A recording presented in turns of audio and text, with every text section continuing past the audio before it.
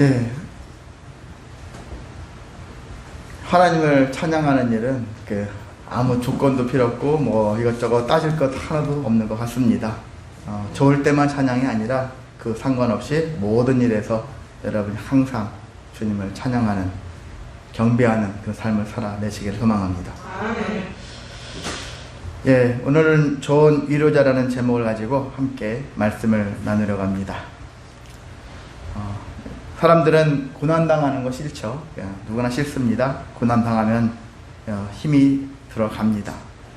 근데 그 고난으로 인해서 힘든 것보다 더 힘든 것이 저는 있다고 생각하는데, 바로 고난으로 말미암아서 이후에 파생되어지는 일들 있죠. 고난보다 더 힘들어하는 것들이 뭘까 했을 때, 잘 알지도 못하는 사람들이 그 정확한 내막도 모르고 그 마음의 바탕도 모르고 그냥 대충 파악해서 고난에 대해서 피드백을 막 남발하는 사람들이 있죠. 그런 사람들을 만나면은 참 인생이 더 괴롭다, 듣고 싶지 않은데 그 소리가 더 아프다, 그 소리가 더 힘들다 하는 그런 것들을 여러분도 많이 경험을 하셨을 거라고 생각이 듭니다. 우리 옛말에 그런 말이 있죠. 때리는 시어머니보다 말리는 시누이가 더 밉다라는 말이 있죠. 언뜻 들으면 말이 안 되죠. 왜? 때리는 시어머니를 말리는데 시누이가. 근데 왜 시누이가 더 미울까 했었을 때, 이게 관점의 차이라고 하는 것입니다. 저는 이제 시어머니가 고난이라고 생각이 들어요. 시어머니는 고난이에요. 그러면 말리는 시누이는 위로자가 되는 거죠. 하나는 고난이고 하나는 위로자가 되는데, 그러면 위로자를 통해서 내가 위로를 받아야 되는 일이 발생해야 되는데 현실은 그렇지 않다라는 거예요. 분명히 말리긴 말렸어요. 그런데 뭔가 뒷맛이 개운하지 않고 더 화가 날 수 있고 더 분노할 수 있는 그런 현상들이 생긴다라는 것입니다. 왜 그러냐? 결국 시누이는, 제가 흔히 요즘에 이제 많이 생각하는 건데, 나의 변호사가 아니기 때문에 그렇다는 거예요. 여전히 시누이는 엄마 편을 든다는 얘기죠. 엄마 입장에서 이렇게 며느리를 대한다는 것입니다. 다 말은 맞는 것 같아. 그런데 누구 입장에서 그것을 표현해 주느냐에 따라서 전혀 다른 모습이 나오거든요. 위로 같은데 위로가 아닌 거예요. 뭔가가 시원하지 않은, 개운하지 않은, 뭔가 해결되지 않은 더 문제가 더 산더미처럼 나중에 생겨지는 현상들이 발생할 수 있다는 것입니다.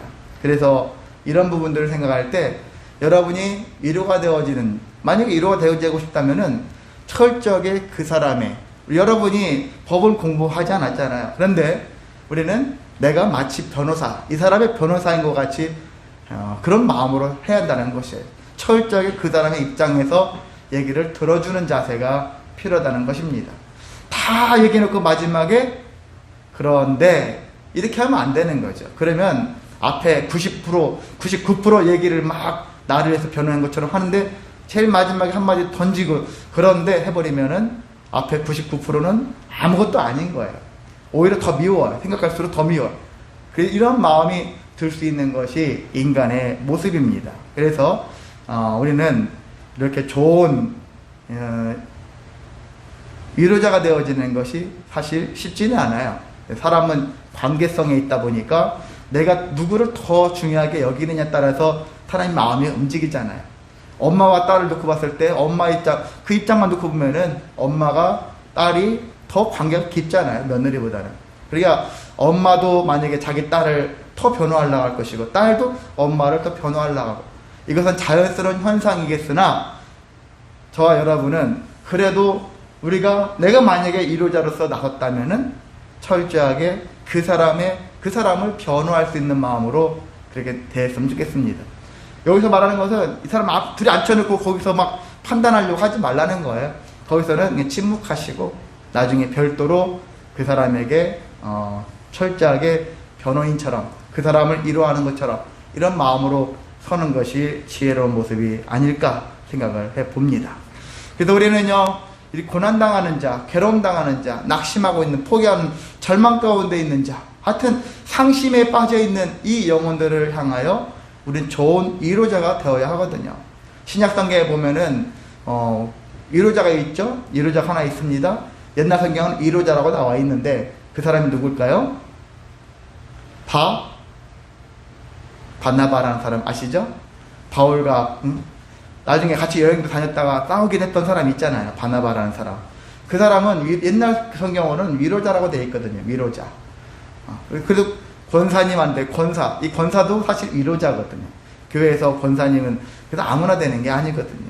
거기에 맞는 그런 직분을 가진 그 심성이 있으니까 그 권사의 직분을 하는 것이고 성도님들의 마음을 위로할 수 있고 권면할 수 있고 하는 그러한 은혜가 있거든요.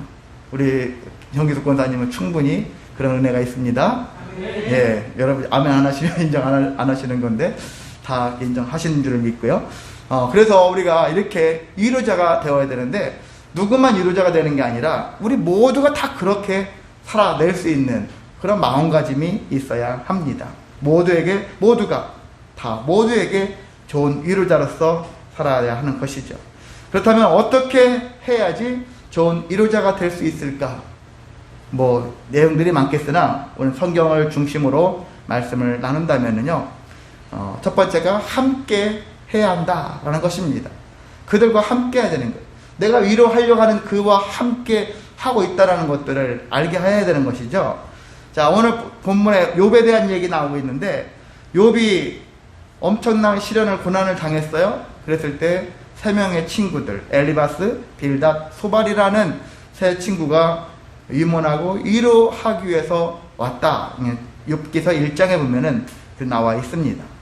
세 명의 친구들이 2장에 나와 있는데 이 친구들이 욥이 상을 당한 후에 10명의 자식들을 잃고 많은 것들을 빼앗겼잖아요. 근데 이 7일 동안에는 이들이 아무것도 하지 않았어요. 보니까 7일 동안 그와 함께 있었으나 욥의 고통이 심한 것을 보고서 지금은 아무 이로도 되지 않겠구나. 판단은 잘 내렸어요. 지금 심한 고통 속에 있는 사람한테 아유 진정해 그만 울어 그게 통하겠습니까? 아무 이로가 안 되는 거예요. 그냥 가만히 있고 그냥 가만히 함께 있어주는 것만 해도 감사하다. 오히려 그게 더 제일 큰 은혜라는 얘기죠. 가장 큰 배려라고 볼 수 있습니다. 자, 이들은 그렇게 했어요. 그래서 7일 동안에는 함께 욥의 고통이 심함을 보고서 한마디도 전하지 않고 지켜만 봤어요. 그런 것처럼 욥의 친구들이 욥의 입장을 많이 나름대로는 이 생각을 해서 대응을 한 것을 봅니다. 이처럼 좋은 위로는요 다른 데 있지 않다. 같이 있어준 것만 해도 감사하다. 여러분이 혹시 누군가가 위로가 필요한 사람이 있으면 그냥 있어주세요. 그냥 있어줘서 그의 마음을 같이 동감하는 것 같은 공감도 필요하지만 더 깊은 마음은 동감이죠.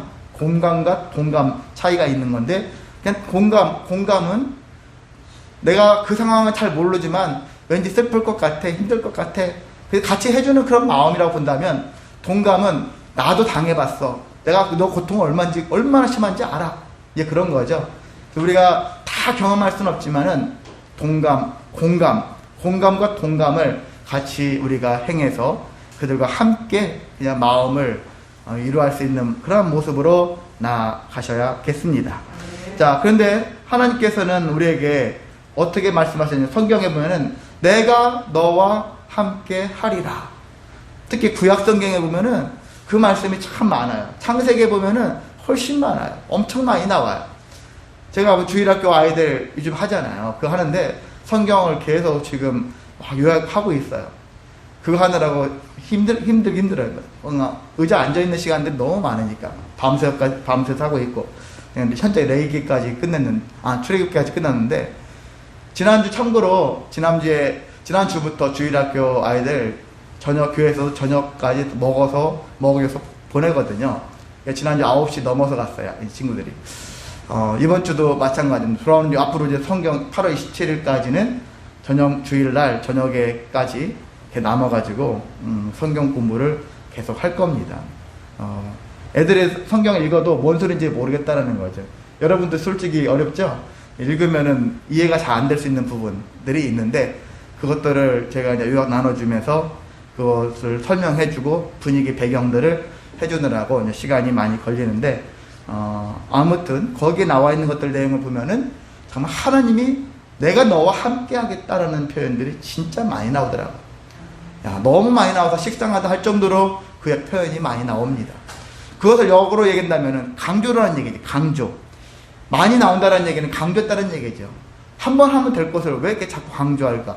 그만큼 중요한 일이라는 것이죠. 우리한테 중요한 일이에요. 근데 우리는 내가 너와 함께 할게, 이것에 대해서 소홀히 여겨요. 내가 너와 함께 한다는 그 말씀이 그렇게 와닿지 않게 느껴져요.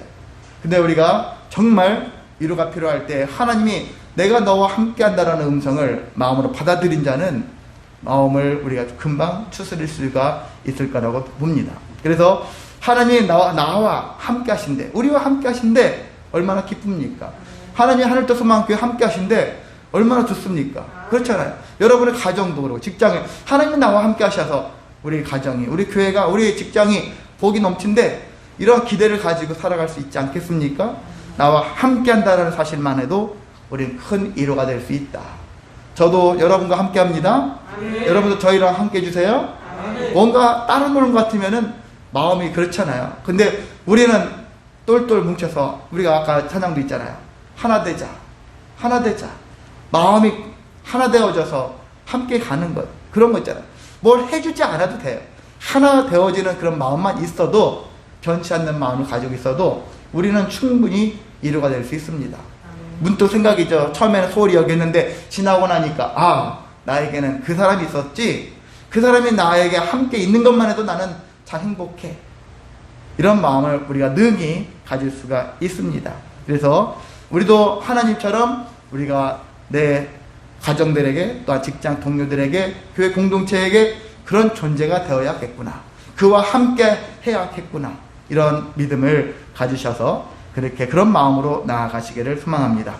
네, 두 번째는요, 잘못된 논쟁을, 불필요한 논쟁을 하지 말자는 것입니다. 여기 요배 친구들이 이렇게 일주일 동안은 잘했어요. 근데 일주일이 지난 이후에가 이제 문제가 시작되어지는 거예요. 사실 출발은 욥이 시작했어요.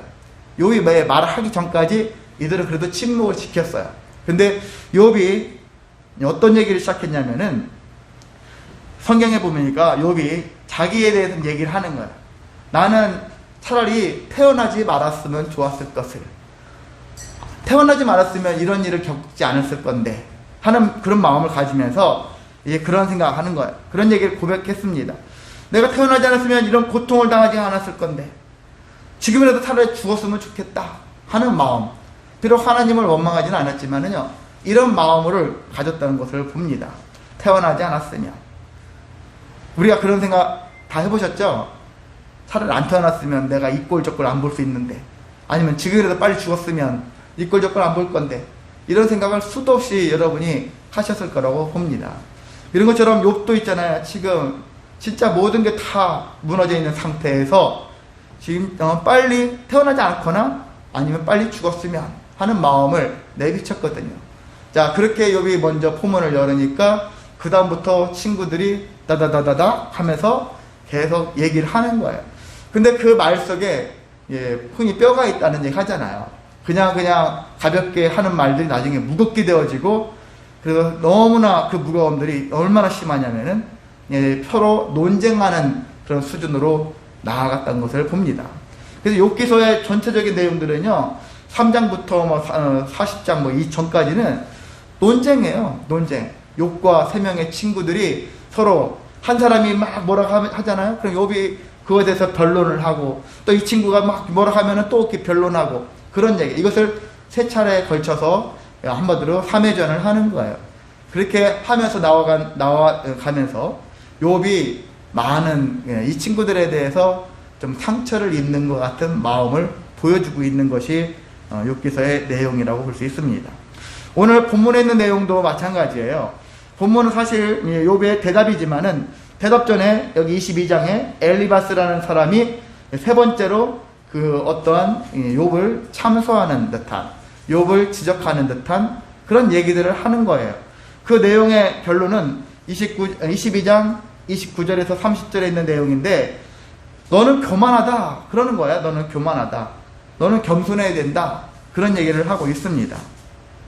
교만하지 마라. 이런 얘기를 하고 있는 거예요. 그래서 욥이 지금 엄청나게 고통 가운데 있었는데 너는 겸손하지 못하다라는 거예요. 그런 일을 들었을 때 지금 마음에 위로가 됩니까? 하나도 위로가 안 되는 말들을 지금 엘리바스라는 사람이 하고 있죠. 분명히 너는 그 전부터 보면은 너는 우리가 겉으로 봤을 때는 진짜 의인이고 착하고 법도 없이 살만한 사람인 건 알겠는데 네가 이 꼴을 당한 거 봤을 때는 우리가 모르는 그 무언가 네가 죄를 지었을 것 같아. 이런 얘기들도 하는 거예요. 얼마나 상처됩니까? 지금 한마디 초상집에 와가지고 이러한 얘기를 한다는 것이. 근데 이들은 답답해서 아니면 욥을 깨우쳐주고자 하는 마음에서 자기 나름대로 의의를 가지고 했을지 몰라도 욥의 입장을 고려하지 않는 거예요. 욥이 지금 당한 처지를 먼저 생각하지 않는 거예요. 어느새 처음에는 욥의 입장을 생각했지만 시간이 지나면서 욥의 입장이 아니라 자기 입장을, 자기 생각을, 자기 의의를 드러내는 쪽으로 계속 변질돼 간 것을 봅니다. 그러니까 23장에 보면은 우리가 본문에 얼마나 욥이 답답했는지 힘들었는지 이런 얘기를 하잖아요. 재앙을 주는 것이, 이거 자기의 친구들이 말이 자신에게 위로보다는 재앙을 주는 것 같다는 거예요. 재앙을 주는 것으로. 그래서 내가 이것 때문에 오히려 반항하는 마음에 근심이 생겼다. 반항하는 마음도 생기고 근심하는 마음도 생기는다는 얘기죠. 저 사람이 나를 위로하는 것 같은데 근데 막 듣기 싫어요. 왠지 짜증이 나요. 보면 볼수록, 들으면 들을수록 기분이 나빠요. 그럼 나도 모르게 마음에 막 독이 오르고 오기가 생기고 반항하고자 하는 마음이 생기잖아요. 우리가 다 경험해봤을 거예요. 그런 마음들이 있고요. 그러면 한쪽에 뭔가 나아지는 개념보다는 자꾸 더 침울해지는 그런 모습이 되니까 근심이 쌓일 수밖에 없다는 것이 지금 현재 욥의 상태인 것을 봅니다. 근데 가끔 제가 최근에 많이 제가 예전부터도 했지만은 더 많이 생각하는 것은 요즘에 이런 마음들이거든요. 나는 과연 이 사람한테 어떤 말을 하고 사는가? 정말 이 사람에게 필요한 말을 하고 사는가? 불필요한 행동과 불필요한 말들을 하고 살진 않을까? 설교 시간에 괜히 불필요하게 해서 누군가에게 상처가 주는 말을 하지 않는가? 아무래도 말을 많이 하면은 실수하는 바가 나타나니까 저 때문에 여러분이 뭔가에 상처받을 수도 있을 거라고 생각이 들어요. 지난 10년 넘게 제 설교를 들으시면서 몇 번은 상처가 되는 그런 일들도 있을 거라고 생각이 들어요. 저도 나름대로는 최대한 안 하려고 한다 하지만 저도 모르게 할 수 있는 부분들이 있거든요. 그만큼 말이 참 어려운 것인데 그럼에도 우리가 이러한 말씀을 이렇게 서로 선포할 때 아니면 누구한테 이러한답시고 했었을 때 자기 입장에서 하지 말자. 아까 앞서 말씀드린 거죠. 상대방의 입장을 고려하는 것이죠. 사실 제가 뭐 그냥 무겁게 듣지 마시고 장례 사모가 이제 생일날 했는데 단체톡에 보니까 축하한다 이런 것들이 없더라고. 단체톡에 그렇게 했는데 제가 옛날 같았으면은 제 장례 사모한테 뭐라고 하냐면 아이고 장례 사모 인기도 없네 뭐 누가 축하도 안 해주네. 보니까 개인적으로는 하신 것 같은데 단체톡에다가는 이제 안 하신 것 같은데 결과론적으로 제가 보니까 그렇게 그런 상태. 그 옛날 같았으면 제가 뭐라고 하자면은 그렇게 했을 거라고요. 아이고 그냥 축하도 안 해주네 이런 식으로. 그럼 제가 그냥 뭐 성도님들을 어떻게 나쁘게 비난한다는 것이 아니라 저는 이런 말이 제가 장례 사모한테 했다면은 장례 사모는 어떤 생각이 들어요? 생각해 보니까 아무렇지 않았는데 남편이 한 말에 그것이 하나의 낚시가 되어서 이렇게 물기를 팍 무는 것처럼 돼버리면서 정말 생각하니까 기분 나쁘네? 이렇게도 될 수 있잖아요. 이런 것처럼 우리가 걔나 놔두면 괜찮을 건데 괜히 쓸데없이 던져가지고 더 마음이 상실되게 만드는 일이 생긴다는 거죠. 그래서 저는 이번에는 안 했거든요. 안 했으니까 이렇게 말씀을 드리는 거죠. 불필요한 괜히 이상한 생각을 가질 수도 있으니까 그냥 말아야지. 그냥 그래서 제가 침묵하고 아무 얘기도 안 했거든요. 괜히 좋은 것보단 안 좋은 마음이 생길 수도 있겠구나. 그럴 때는 말을 하지 말아야 되겠다. 안 하는 게 상책이다 하는 생각을 가졌던 것처럼 여러분도 그런 일들을 우리가 삶 속에서 은근히 많이 할 수 있어요. 교통사고 났을 때 별것도 아닌데 걔 주변에서 부추겨가지고 더 큰 일로 만들어지는 경우도 있잖아요. 나는 그냥 선한 마음으로 별로 큰 상처도 없어, 차에. 그러면 우리 그냥 그걸로 끝냅시다 할 수도 있는데, 주변 사람들이 계속 안 돼, 그거 보상 받아야 돼, 그거 돈 받아내 너 하면서 부추겨서 계속 끝까지 결과적으로 아무것도 아닌데도 사실상, 물론 사고 났으면, 부서졌으면 수리비 이런 거 당연히 해야 되지만, 그렇지 않을 경우에도 정말 미약한 일에도 그런 것들을 주변에서 부추겨서 그 일이 진행되는 경우도 많지 않습니까? 우리는 이런 것처럼 이 사회가, 우리들의 삶이 무언가에 부정적인 것들에 대해서 우리도 모르게 함부로 얘기할 때 있는 것이죠. 너를 위해서 하는 말이야 한다고 하지만 결국은 나를 위한 말이 결코 아닌 그런 말들이 너무 많다라는 것을 봅니다. 그래서 그런 것들을 우리 한 번 더 내가 말할 때 정말 이 말이 저 사람한테 어떻게 작용되어질까, 이것으로 인해서 우리 공동체가 어떻게 작용되어질까, 이것을 한번 생각하자는 것이죠. 그래서 그것을 통해서 나를 한번 돌아보는 자세. 그래서 상대방을 너를 위해서 하는 말 하지 말고, 저 사람을 생각한다면 내가 어떤 말을 해야 될 것인가, 어떤 행동을 해야 될 것인가, 저 사람을 진정을 위한 것을 우리가 다시 정립을 해서 접근을 해야 할 거라고 봅니다. 욕 같은 경우는 너무 친구들이 지금 너무 많이 찔렀어. 지금 얘기하면서 너무 막 만신창이 된 거예요. 여기저기서 훅 날라오고 스트레스 나오려고 잼 날라오고, 지금 욕 같은 경우는 한 지쳤어요. 근데 얼마나 지쳤냐, 자기가 말하는 것이 재앙이 탄식보다 무겁다라는 말까지 해요. 쉽게 얘기한다면은, 내가 지금 당하고 있는 것이, 내가 지금 재앙 탄식보다 무겁다, 내가 지금 어떻게 표현할 수가 없을 정도로 너무나 무거운 상태, 지금 그런 상태에 빠져있다는 것을 얘기하고 있어요. 결국은 이 친구들이 왜 잘못됐다고 표현하냐면은 42장에 가면은 하나님이 이렇게 얘기를 하고 있어요. 그 친구들에 대해서. 그 친구들을 책망합니다. 나를 가리켜 말한 것이 내 종 욥의 말과 같이 옳지 못하니라, 이렇게 말씀하고 있어요. 이 세 명의 친구들의 말들이 언뜻 보면 맞는 것 같은데, 결과론적으로 딱 보면은 하나님은 이런 하나님이란 말이야, 저런 하나님이야 하면서 하나님 이름을 들먹이면서 막 접근해서 하는 거예요. 근데 하나님이 너희들은 나를 제대로 파악하지도 못하면서, 나를 알지도 못하면서 함부로 한마디로 짓거린 거죠. 이제 그런 것들에 대해서 하나님이 책망하시는 것을 봅니다.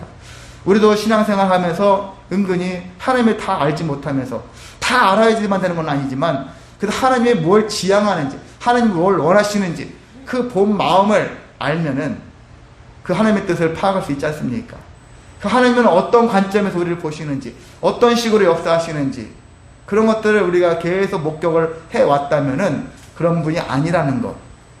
이스라엘 신약 시대에도, 예수님 당시에도 병자, 불구자, 장애자를 보면은 저 사람은 죄가 있기 때문에 그럴 거야, 그래서 하나님이 벌 주셔가지고 저 사람 장애인이야, 이런 식으로 접근하는 바가 많잖아요. 예수님 당시만 해도.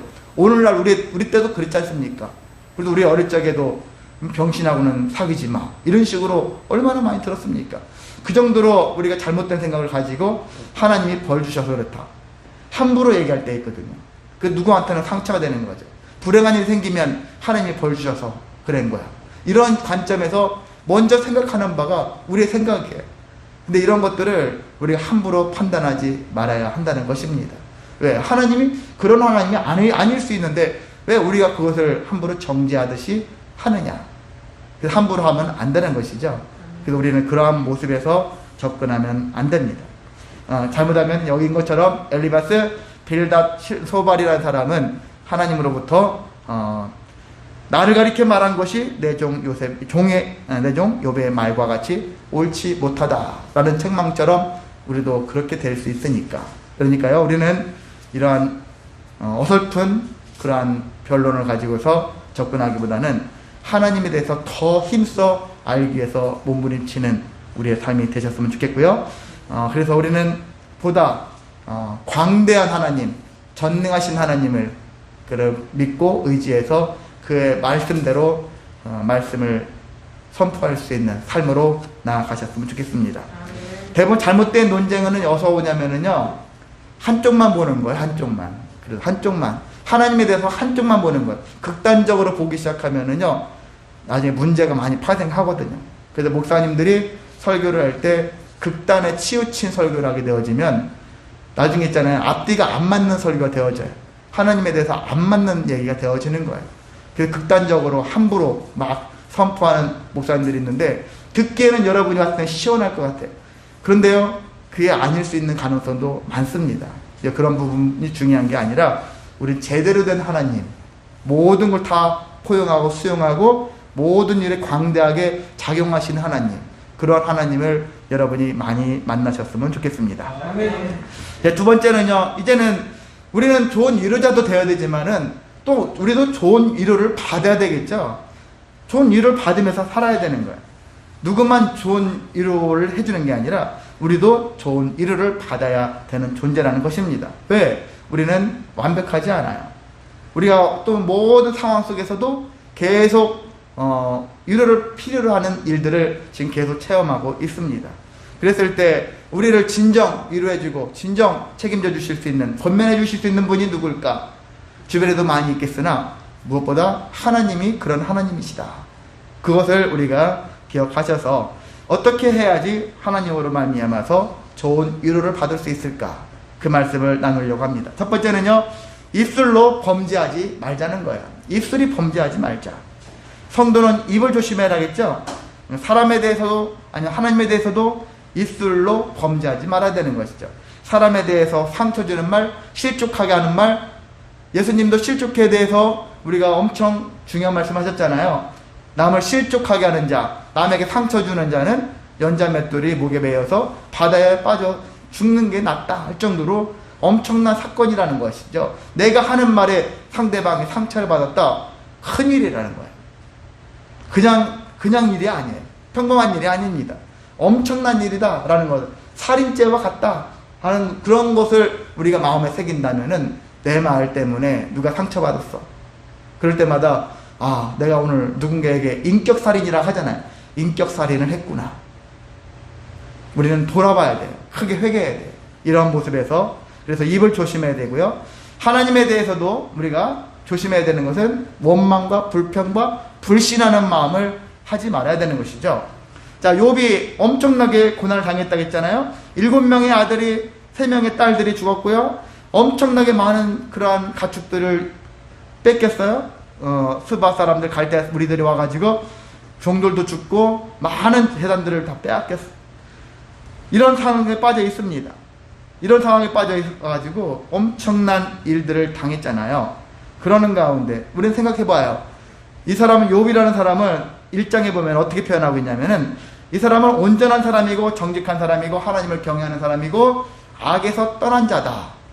심지어는 하나님이 사탄한테 뭐라 했냐면은 세상에 이런 자가 없다, 그렇게 할 정도로, 정말 세상에 이런 자가 없다 할 정도로 평가를 받았던 사람이에요, 욥이. 이런 사람이, 그러면 이 사람에게 남은 것은 형통이지. 우린 보통 이렇게 생각하잖아요. 하나님을 그렇게 잘 믿어, 하나님 잘 믿는 사람은 형통하지. 이게 공식이잖아요, 일반적으로. 근데 이것은 저는 그런 제대로 된 공식은 아니다. 맞는 말이기도 하나 무조건 맞는 말은 아니다. 오히려 저는 예수 잘 믿으면 오히려 더 고난이 많다라고 주장하는 사람이기도 한데요. 왜 그러냐? 예수를 믿으면은요, 믿지 않아서 생기는, 믿어서 생겨지는 하나님의 자녀이기 때문에 받는 시험이 더 많다라는 거예요. 욥과 여기 1장에 보면은 하나님과 사탄이 대화하는 장면이 나오잖아요. 그 내용들을 보면은 하나님이 사탄한테 그러잖아요. 너 내 종 욥을 주위에서 보았느냐 하는 거예요.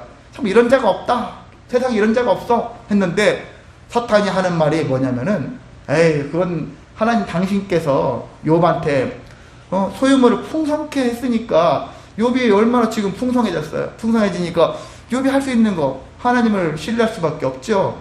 그의 소유물을 빼앗아 보세요. 어떤 일이 발생하나. 분명히 하나님을 욕할 거려? 그랬더니 하나님이 그럼 한번 해봐라, 시험해봐라. 그렇게 해서 사탄이 시험을 하게 되었고, 그래서 자녀들과 가축들, 종들을 다 빼앗아 버린 거잖아요. 그랬는데도 불구하고 욥이 어떻게 했다고 했습니까? 어떻게 했습니까? 일단은요, 상을 당했으니까 욥이 한 행동을 보면은 겉옷을 찢었어요.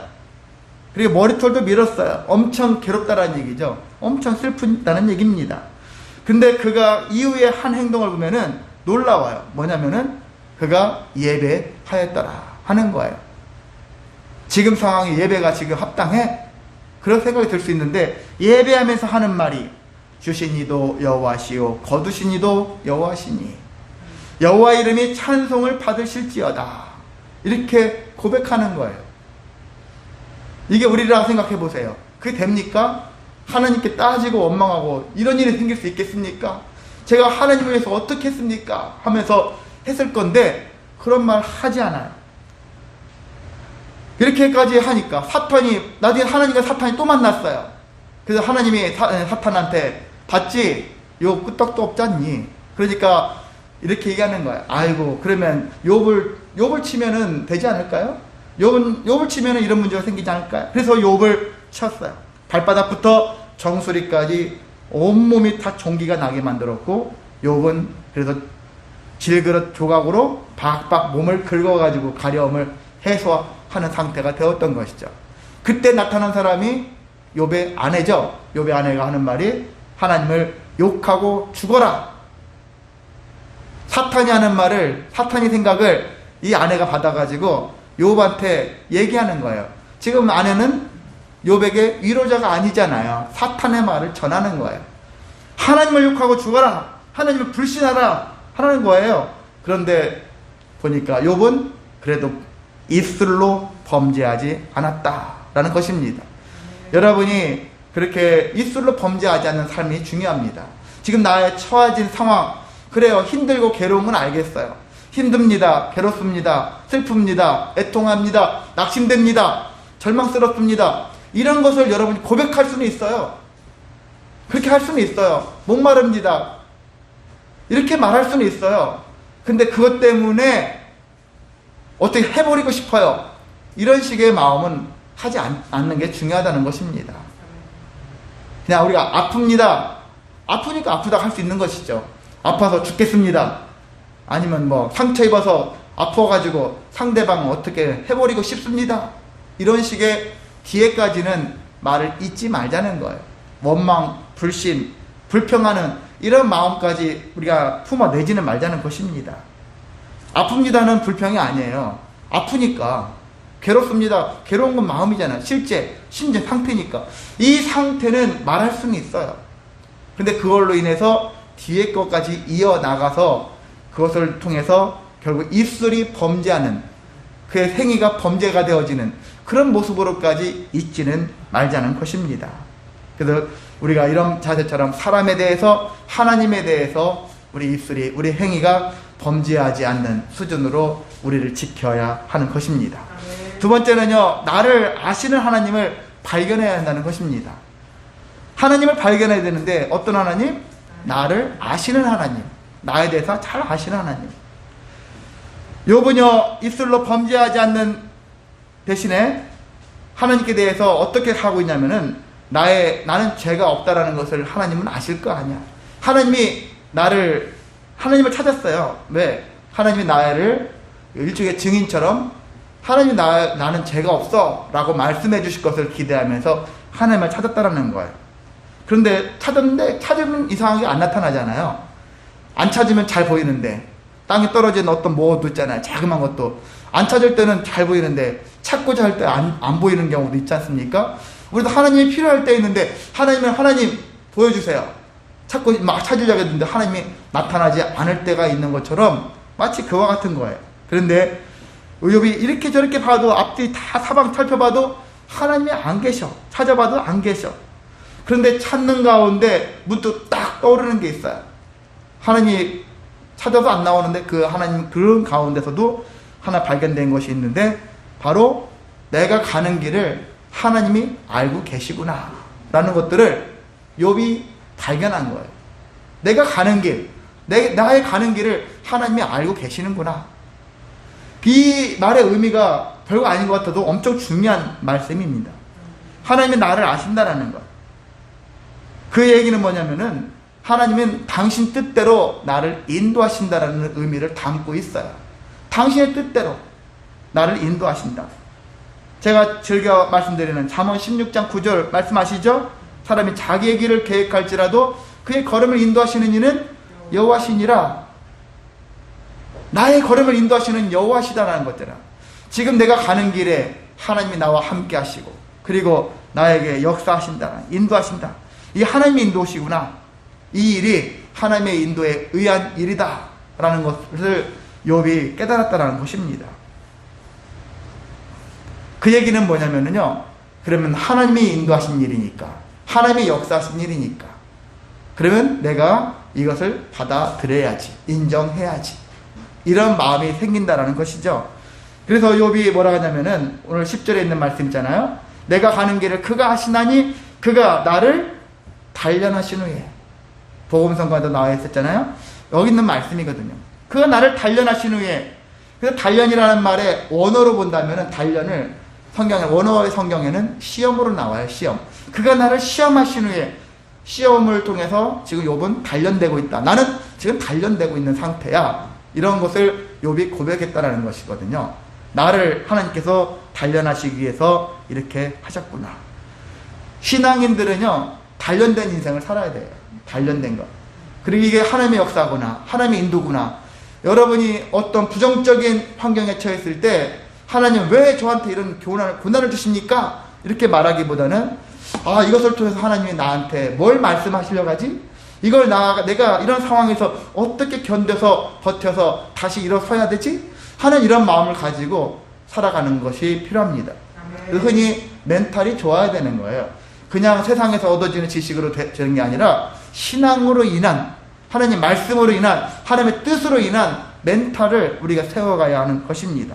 그런 측면에서 우리는 그렇게 해야 되고, 만약에 단련되는 것을 싫어해서 거부하게 되어지면은 우리는 계속 신앙인이지만은 어리석은 신앙인이 되어져요.